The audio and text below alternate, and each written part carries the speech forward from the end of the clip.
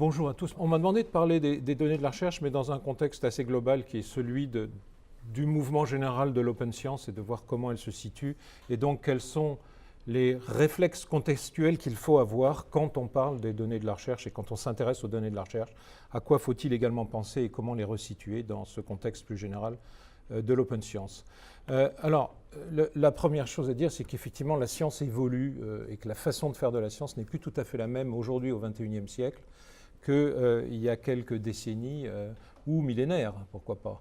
Et qu'on est passé d'une succession de pratiques de science et de paradigmes de science, d'une science éminemment descriptive et purement expérimentale, à une science beaucoup plus théorisée, et aujourd'hui à une science qui est la science que l'on peut dire pilotée par les données, c'est-à-dire une science où, quelle que soit la discipline ou quels que soient les processus, on a une richesse de données, très souvent numérique. On verra que l'aspect numérique est un autre facteur extrêmement évolué, qui fait évoluer la science et les pratiques de science, et que cette accumulation de données entraîne non seulement une modification dans la gestion des processus de science, mais aussi dans la façon de faire de la science, c'est-à-dire d'interroger et de poser des interrogations scientifiques à partir des masses de données.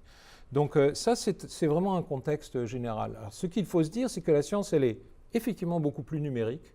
Alors même si, quand on est géologue, on continue à ramasser des échantillons de terrain, ou quand on a encore de la matière vivante, ou quand on est biologiste, on travaille encore sur des animaux, etc. On a encore des échantillons physiques, mais on gère autour de ces choses-là énormément de données numériques, et que c'est quand même une des caractéristiques de la science d'aujourd'hui.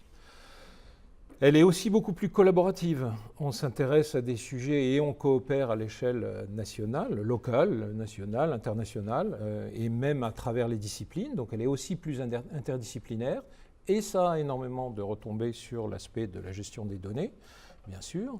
Elle est beaucoup plus réactive, beaucoup plus en phase avec la société. Aujourd'hui, on attaque des problèmes qui sont des problèmes sociétaux, et on les pose comme ça. Et les équipes de recherche se positionnent par rapport à des stratégies qui sont claires aujourd'hui et qui sont posées par rapport à des grands enjeux sociétaux de santé, de nutrition, de vieillissement, de transport, d'énergie, etc.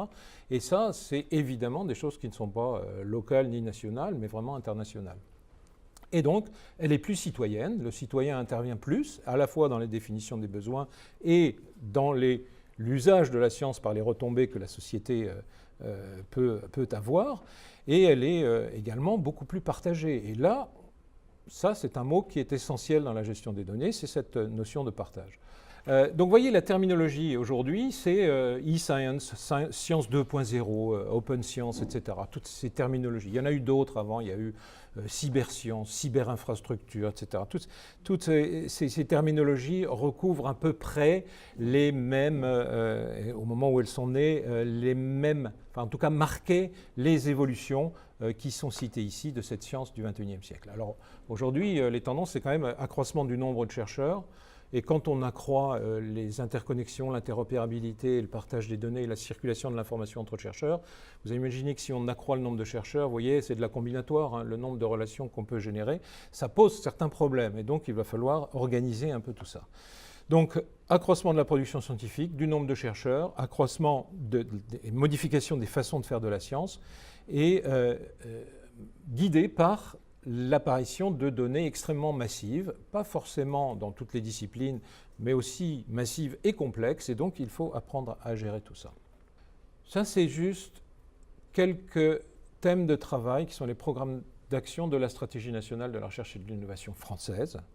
Et vous voyez que il y a 5 grands programmes d'action, il y a une dizaine de défis sociétaux auxquels le système français s'attaque, et bien sûr en phase avec les systèmes, les stratégies de recherche internationales.